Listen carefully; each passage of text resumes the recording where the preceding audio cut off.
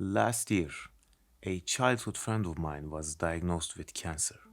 It wasn't aggressive, thankfully, but just like all forms of cancer, it turned his life upside down, both mentally and physically. He said that everyone around him was acting like he was a victim. Everyone was showing mercy and trying to be kind to him, even the coworkers who didn't really like him in the first place. He also told me that he finally found the time and the right state of mind to reflect on his life. He thought about all his actions, all his traumas, all his rights, all his wrongs, all the decisions that led him up to this point in life. And he felt disappointed. He felt disillusioned by life, regretted a lot of things he's done and never done in his 30 years on this earth. He thought he didn't even come close to realizing the potential he has. He talked about our childhood games where we would fight over who gets to be the Spider-Man. He talked about the bright plans he had for the future when he was a teen. He said he always felt that there must be something more to life. He talked about his efforts to make his dreams come true when he was in early 20s. But something went wrong along the way and he found himself in the middle of a world that doesn't make sense to him.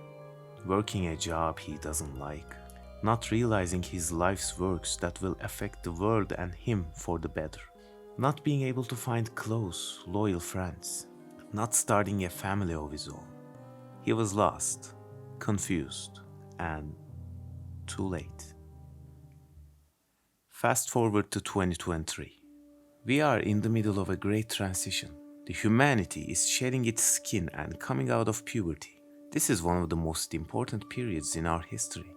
Rise of the internet, social media, almost everything from relationships to money going digital. The long expected political, economical, and power shifts. Artificial intelligence creating and destroying jobs on a daily basis. People choosing their tribes rather than being born into them, and so on.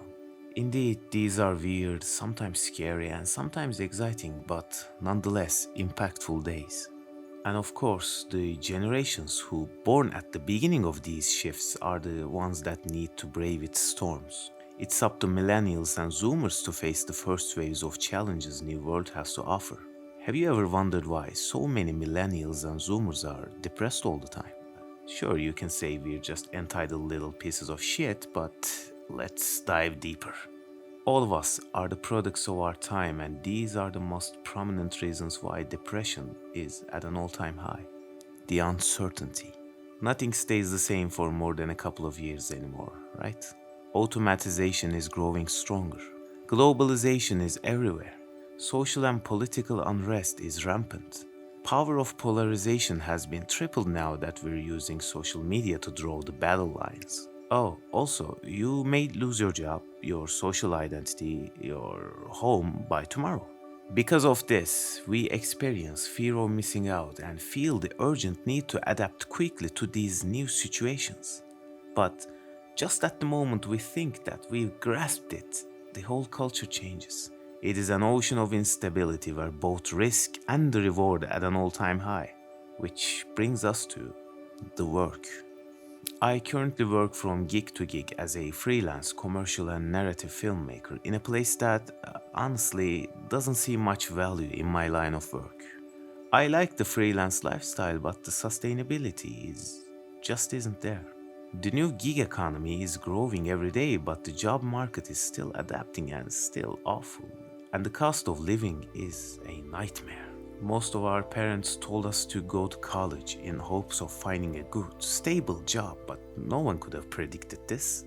College for a lot of occupations has almost become obsolete.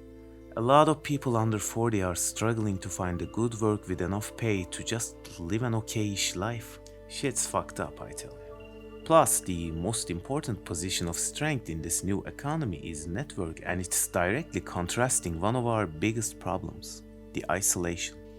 Digital connections are important and fulfilling to a certain extent, but we feel lonely in general. I'm sure people much better than me can talk about this in depth for hours, but what I personally realized is that we don't really want to get close with a lot of people anymore. You can attribute this to social media or the rapid growth of individualism, or both. With shifting social and work dynamics, it's changed. The age itself. We grew up with TV and the internet. Everything was customized and personal to the point that made some of us think that the world was our oyster. Since our childhood, adults, schools, and TV lectured us with one single, beautiful idea. You can be anything you want if you work hard for it. And then life happened. World wasn't our oyster. It was made to seem like that so we would buy and consume more. Working hard didn't mean as much as it used to. The game was changed. So, trapped in a corner by all these invisible storms that threaten our very dignity and existence. Is there any hope for us to have a fulfilling life now? Do you feel disillusioned by life? Do you believe there must be more than this? Self-realization, truth, belonging, success, recognition, adventure, legacy, love, stories to tell, worlds to conquer. Then, let's go for it. Follow me. If you have ambitions which make some people think you're living in clouds, that's good. It all starts there. Now, we need to build. This is Frank. Frank is a 20-something millennial who's working as a banker for the past couple of years. Frank doesn't like his job. Frank doesn't want to end up at the same counter when he's 50. He wants to merge his love for music with technology in order to create a streaming platform for struggling and up-and-coming artists. But Frank works 40 to 45 hours a week. Not only that, but Frank needs to spend time with his significant other a lot in order to make the relationship going. So, what should Frank do? A.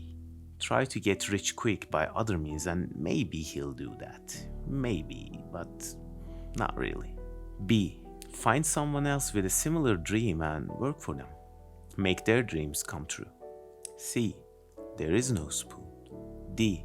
Spend at least a couple of hours each week studying what he needs in order to accomplish his dream. E. Frank needs to understand himself more in order to see if this is really what he wants. Yeah, there are two right answers. For Franks who chose E, they need to do some inner work. Study themselves and their passions in life. For that, they need to read books like Power of Your Subconscious Mind, Emotional Intelligence, So Good They Can't Ignore You, and Psycho-Cybernetics. More importantly, Franks need to experience their lives and their passions more and more in order to understand if that's the way to go. Nothing substitutes for experience. For Franks who chose D, each week, Frank spends at least a couple of hours trying to understand the needs and necessities of their chosen path. The problem most Franks do at this stage is studying just one or two aspects of their dreams. The most common issue with this is not delving into the business and networking side of things. These might seem secondary to other stuff, but believe me, they will determine failure or success more than anything. Let's make a list. 1. Understand yourself. Try your hand at what you want in small doses to see if it fits. 2. Write down your ideal life and slowly reverse engineer. This is crucial. Do this. Don't skip this. 3. Learn to work. Not work. Learn to deep work. Read the book of the same name by Cal Newport. 4. Learn the business and operational side of your dreams. It'll get easier once you get the hang of it. 5. Learn finance and marketing. It's all about psychology. 6. Learn how to connect and network with people. Don't worry, they're not all that bad. Read Influence by Robert Cialdini. You'll be amazed. 7. Learn the basics of the game theory. You'll understand why once you look into it. Watch the video in the description.